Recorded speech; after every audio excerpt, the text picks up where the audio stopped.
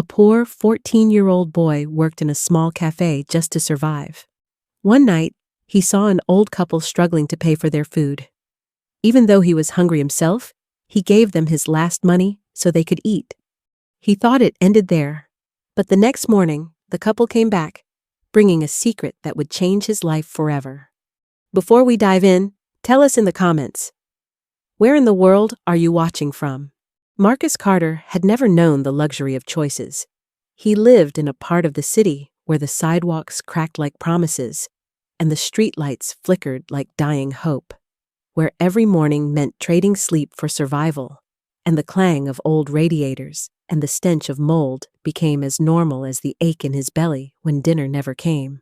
Because at 14, Marcus was already older than most men would ever be, working double shifts at a struggling cafe with broken booths, rude customers, and a manager who called him boy instead of his name, wearing hand-me-down sneakers with one sole duct taped together and an oversized apron stained with grease and spilled syrup.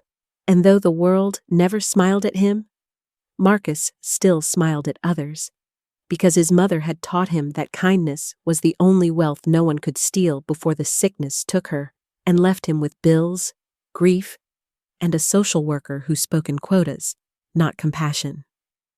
That Tuesday afternoon, the air outside was humid enough to choke on, and the cafe buzzed with impatience. And while Marcus wiped tables with the speed of someone trying to outrun hunger, he noticed an elderly white couple walk in, clothes pressed but faded, the man holding a worn wallet, the woman's cane trembling with each step. And they sat quietly in a corner booth, eyes scanning the menu like it was written in a foreign language, whispering about sharing a single sandwich.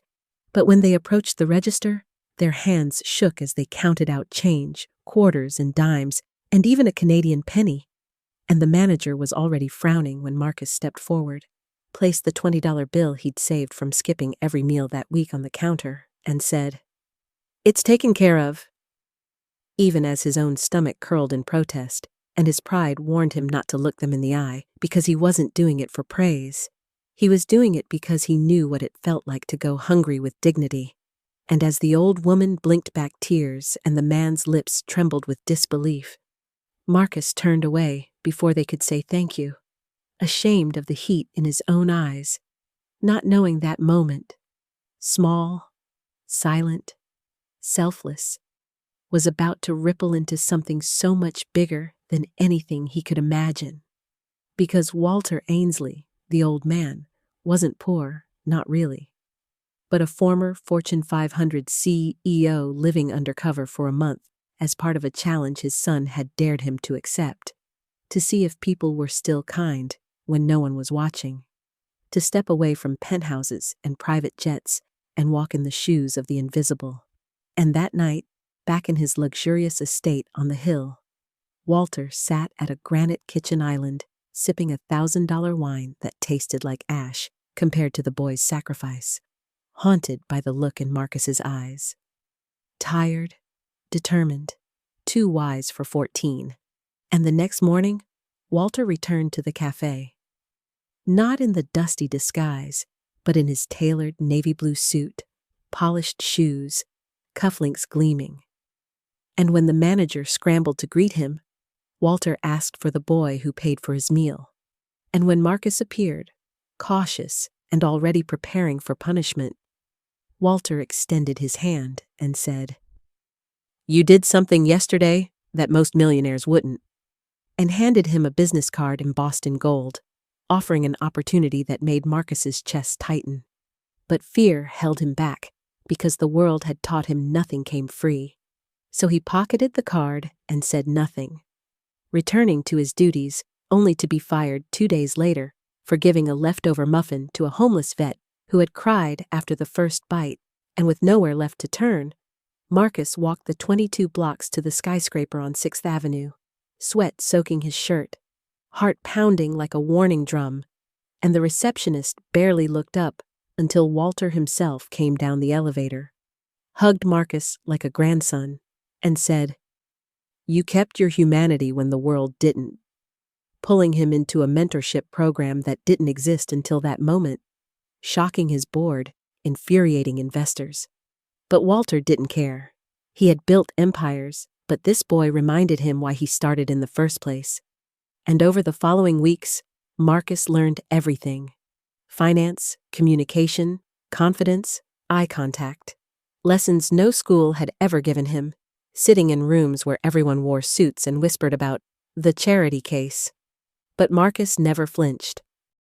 He listened, he studied, he grew, and when he spoke at a company fundraiser, his voice cracked as he said, "Sometimes, the smallest gift is the loudest scream against silence."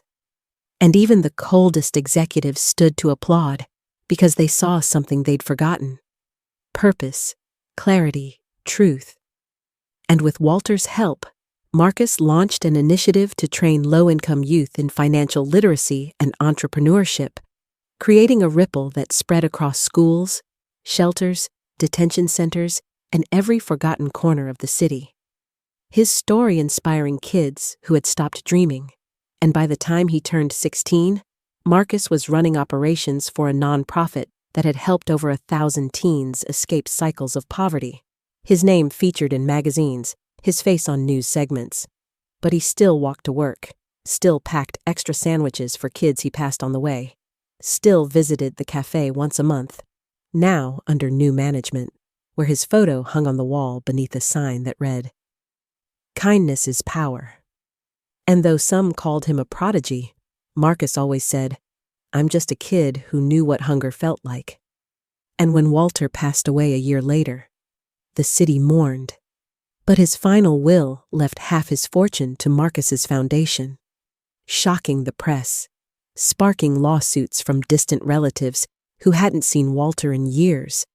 But none of it mattered, because Walter had told Marcus the night before his stroke, "You didn't just change my life, son. You reminded me it had value."